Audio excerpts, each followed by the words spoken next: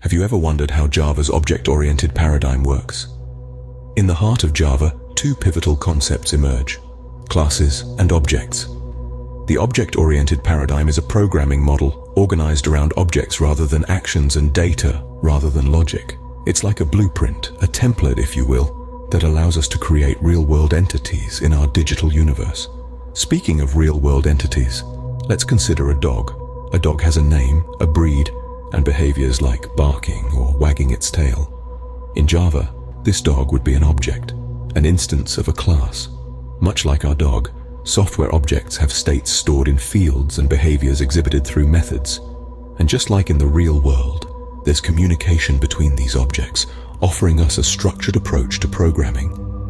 In the next scene, we delve deeper into what classes are in Java.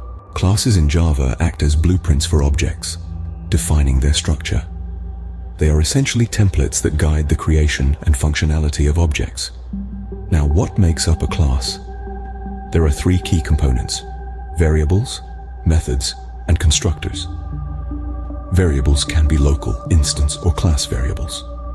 Local variables are defined within methods. Instance variables are at the class level and get initialized with instantiation. And class variables marked as static are shared across all instances of the class. Then we have methods, which encapsulate behaviors. They are the actions that an object can perform, like a dog wagging its tail or barking.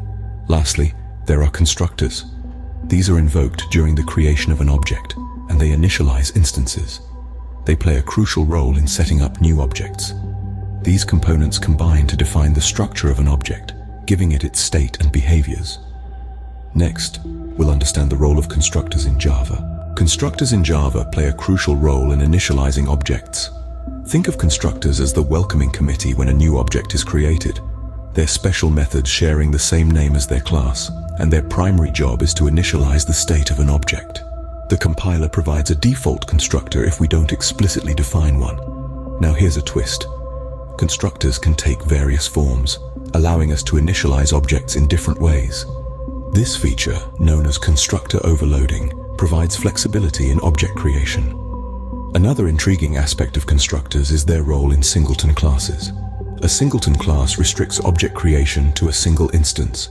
This control is achieved by making the constructor private and providing a public method to fetch the instance. Singletons are instrumental when we need to manage resources that should have a single access point, such as a database connection. Now that we've understood constructors, let's move on to creating objects in Java. Creating objects in Java involves declaration, instantiation, and initialization. Let's break it down. Declaration is the first step. It's where you establish the type of the object. For instance, puppy my puppy. Here, my puppy is declared as an object of the puppy class. Next comes instantiation. Here we use the new keyword to create an instance or an actual object, like so, my puppy = new puppy. Finally, we have initialization. This is where constructors come into play, configuring the new object. Now, how do we access instance variables and methods? Through object references. Remember our my puppy? We can use it to reference variables or call methods. For example, my puppy setName Rover. Here we're calling the setName method on my puppy to give our puppy a name. Lastly, we'll discuss some essential rules regarding Java source files. Java source files adhere to certain rules that ensure their proper organization and compilation. A key principle is that each source file can contain only one public class. However, multiple non-public classes are permitted within the same file. This means you can have as many classes as you want, but only one can be public. A vital rule regarding the naming of the public class is that it must match the name of the source file. So if your source file is named myclass.java, your public class within should also be named myclass.